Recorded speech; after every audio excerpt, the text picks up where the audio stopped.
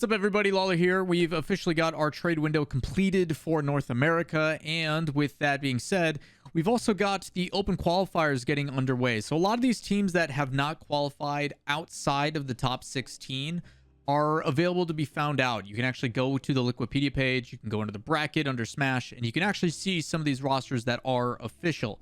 And not all of them have been made public, but in today's video, we're going to be focusing on the top of the top, the cream of the crop, the top 16 rosters. And there's a couple different ways we can do this. We can either A, provide resources like I have always tried to do. My roster document is linked in the description down below, so a link to that will have all these rosters updated for everyone with links to the source, all that kind of stuff. But in today's video in particular, we're going to talk about all the rosters from 1 to 16 in the overall rankings.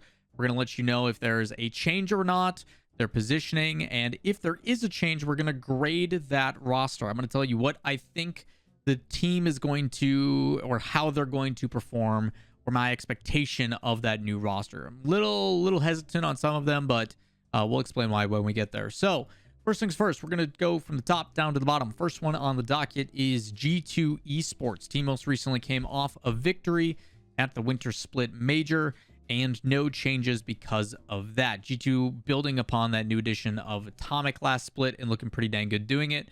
And like I mentioned, they are the official #1 team in North America right now by 1 point over NRG.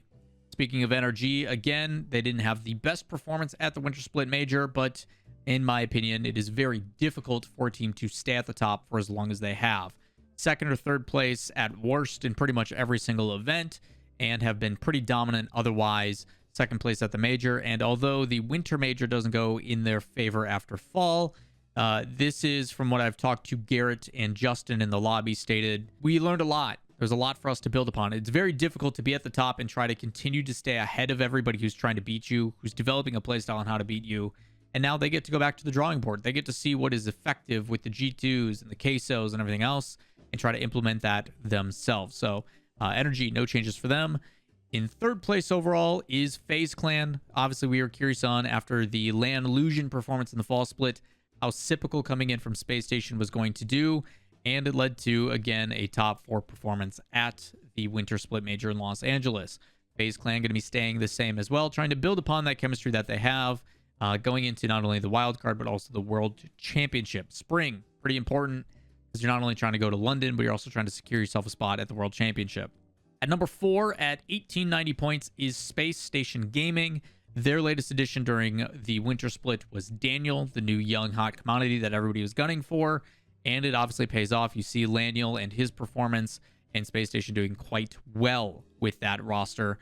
Again, no reasons to change for them. You're going to see a trend here in the top teams in North America.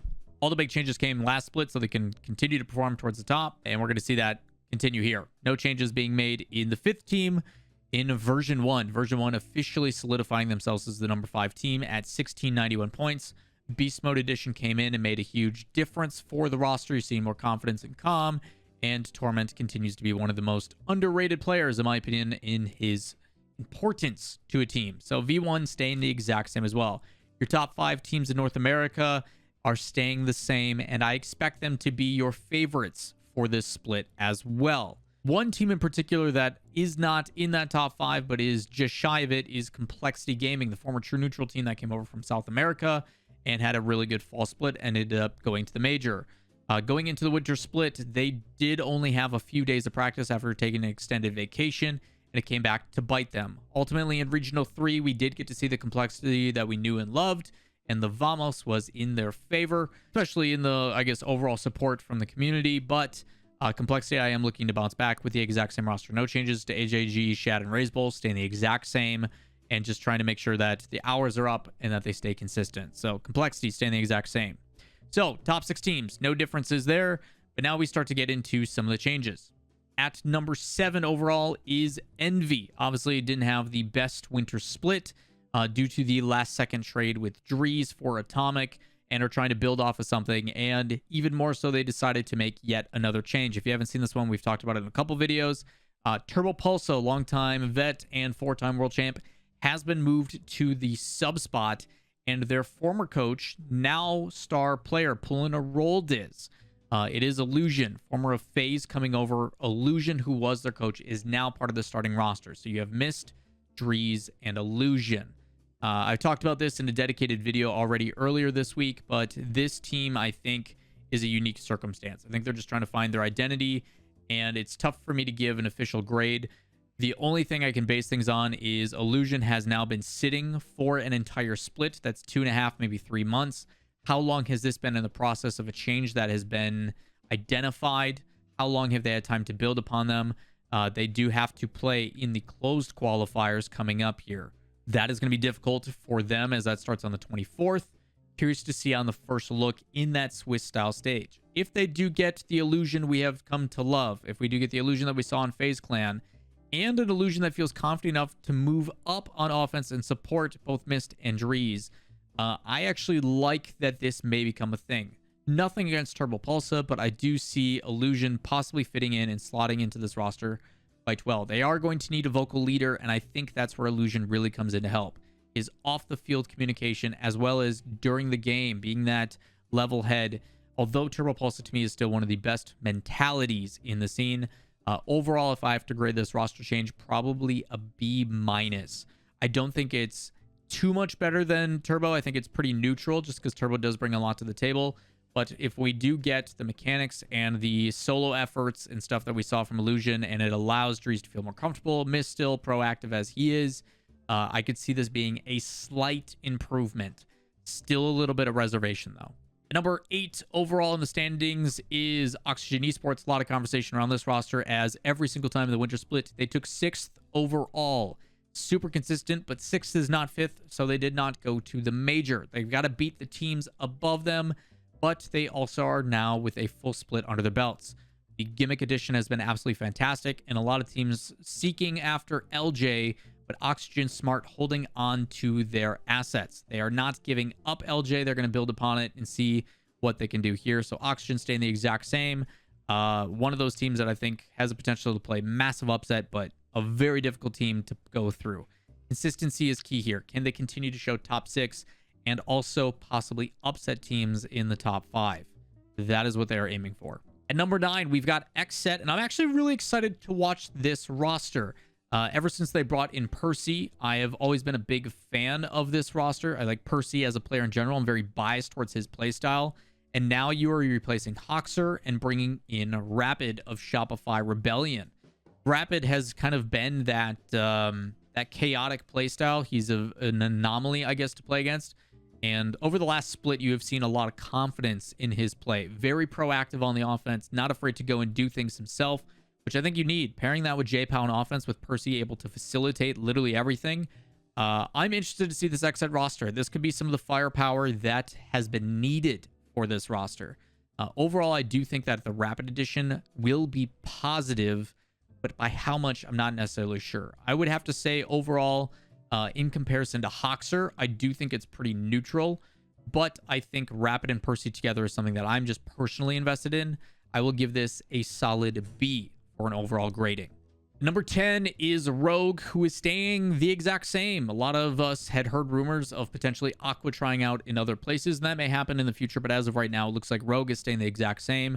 A lot of the conversation from what I have heard is due to the fact that there was just no solid options out there in what has been stated. People haven't found like a solid replacement for any of the players. There wasn't good opportunities for them to go elsewhere, so Rogue staying the exact same. A lot of heavy lifting they're going to have to do to jump back into the conversation as they sit in 10th overall with 620 points. At number 11 is Ghost Gaming. They're on the opposite side of the XSET acquisition of Rapid, which means that one of their players had to be removed, which was Hoxer. We do see Hoxer coming in to replace Roldiz on Ghost Gaming.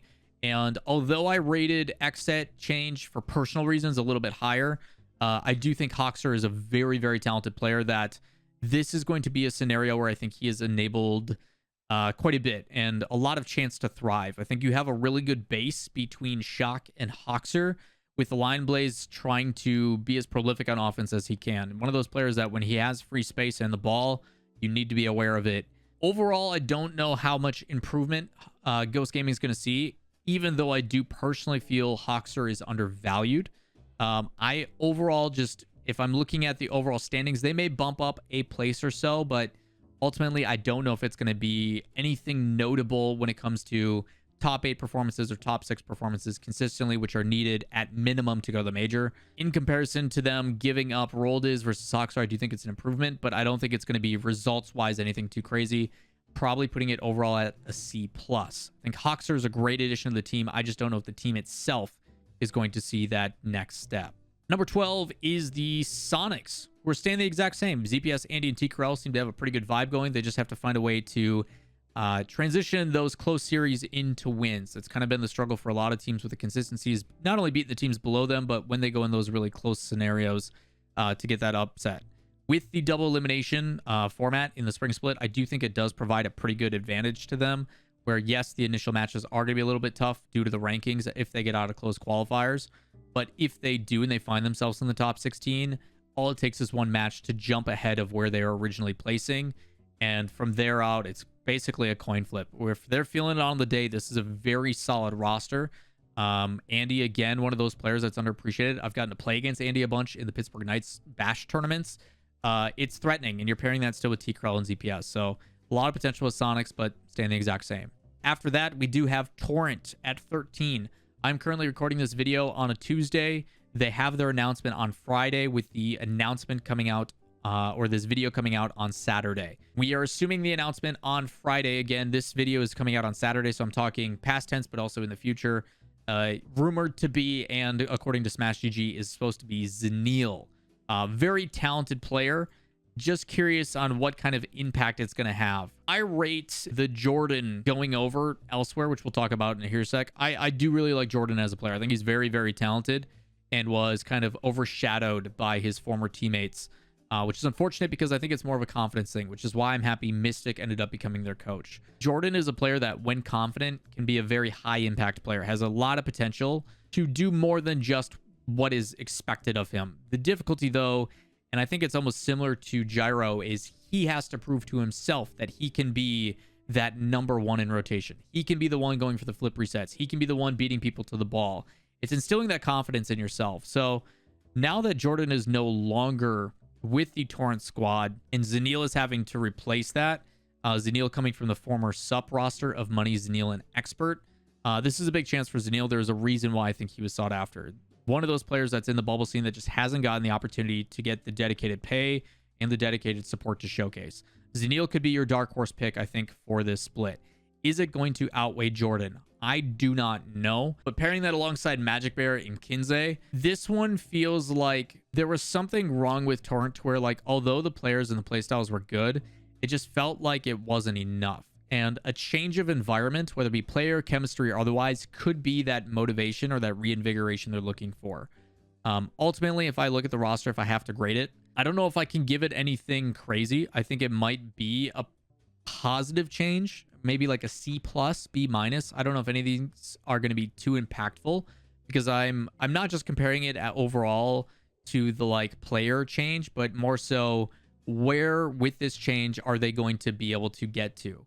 And for a lot of these rosters in this area that are making a change, I just don't foresee them beating the top dogs. I don't know if that's unfair, because I should be grading just the individual change with the player, but the change itself, when I'm doing the grading for me personally, is more so, by making this change, are you going to see an improvement in your standings? And for Torrent, ultimately, I think it'll probably be about the same. Potentially, I think they can do what they did in Regional 3.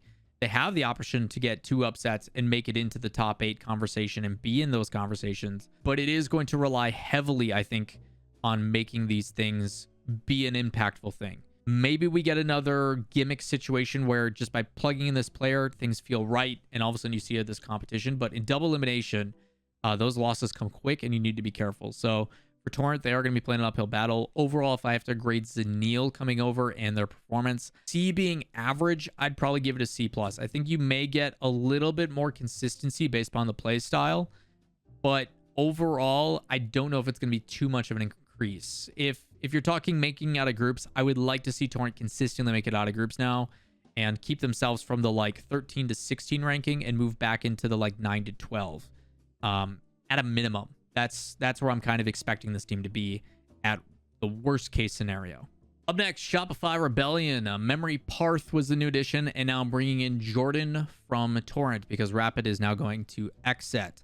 Again, I think this is a circumstance where you didn't really get to see the love of what Jordan was capable of because he was always overshadowed. I personally really like Jordan as a player. I think there's a lot of potential in him as a player, and I think getting the support of one of the most underrated players in memory still, I think is going to allow him to be successful. I think Parth is a good addition, and Jordan, I think, really helps things become a little bit more readable. Rapid was always kind of, like I said, an anomaly. He's always a wild card, if you want to call him that. And I think Jordan's going to provide a bit more consistency and more involvement from memory up on the offense. I think this is the focus of keeping it a 3-person rotation and a really consistent roster, which I'm really excited about. So I think the big moment when you bring in players like this, primarily Jordan or others, is they have a chance to really showcase where with a different teammate, a different play style, there may be the potential to play the way they want to play, which I'm really excited to see how that applies to Jordan, because I do think he is a player that has a lot more to show, and you just haven't gotten to see it based upon the circumstance that he was in. So I actually really like this pick for Shopify, even though I think Rapid over the last split has shown a lot. I do think that this one could be a potential upswing, but I just don't know how it's going to go.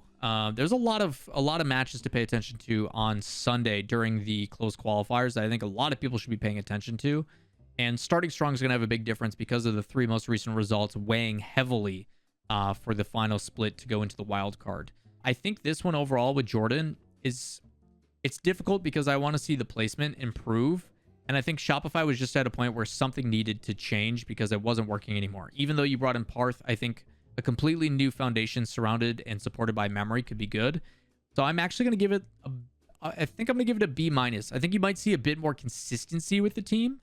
But I don't know, again, with my overall grading, if it's going to be enough to bump them up super high. So overall, pretty excited to see this one play out. But Shopify Rebellion, a totally new look that I don't think people are going to expect. And learning the tendencies and the stuff that they're used to is going to have to be some changes that may take some time. But long term, possibly a different Shopify Rebellion for the better. We'll have to wait and see. Up next at 15, Charlotte Phoenix. Staying the exact same, nothing to change there. A team that I think is one of those perfect gatekeeper teams that has the ability to, when you go through them, it's going to be a tough match. They're going to give you a close fight. But again, an uphill battle for sure. And number 16, you then have Akrew, which is the former Vibrance roster, staying the exact same as well with Astra, Oath, and Fifi. Expect them to continue to try to show they can make it into top 16. They did it in Regional 1 and then were not able to get to main event after that. That is what they're looking for. Top 16. You cannot fall behind because there is teams that are going to show up that we did mention, like Randoms, United, who's making a change, and things of that sort to pay attention to. So overall, that's your top 16 overall rankings. Expect anywhere, in my opinion, from 10 to like 18, 19, 20 to shuffle. Expect those to interchange a little bit here and there. But for some of these rosters, you're hoping for that consistency to show that the 9 to 16 stay solidified with some tough matches that are coming down the wire. Close qualifiers, I think this split are going to be absolutely fantastic. With that said, that is your NA roster changes for the spring split trade window. There wasn't too many over in North America of too high status. It seems like all those happened in winter, but if you are trying to stay up to date on some of your favorite teams and everything like that, where you're just trying to keep up to date with, hey, you know, this is my favorite team, but my second favorite team is going through the close qualifiers, and maybe there's a close qualifier team I want to start rooting for. This is the new roster. I think for myself in particular, I'm very excited to see the new Envy and what Illusion's impact is going to be. XSET with Rapid, I think, intrigues me quite a bit. Percy and Rapid together, I think I'm very interested to see. And that new Ghost Gaming roster, those are obviously all towards the top, but what that impact is going to have towards the other teams that are in that like 7 to like 13 area, you might see a bit more consistency or that depth that we're hoping to see out of North America. So with that said, if you guys are trying to stay up to date, a couple ways you can do it as always. Comments down below. Let me know what you guys think. Who is your dark horse team? Is there a certain player that you think is not getting enough credit? Grading wise, is there some teams that you think are going to be so impactful that I'm not giving enough love to? Let me know in the comments down below. Link to my roster document in the description if you would like to see these all tracked from split to split. And while you're down there, if you enjoy the content, thumbs up, subscribe, and turn on notifications. We're going to be doing this for Europe in the coming weeks, as well as a whole bunch of stuff as the spring split kicks off yet again. Bunch of recaps coming. We'll see you in the next one. Peace.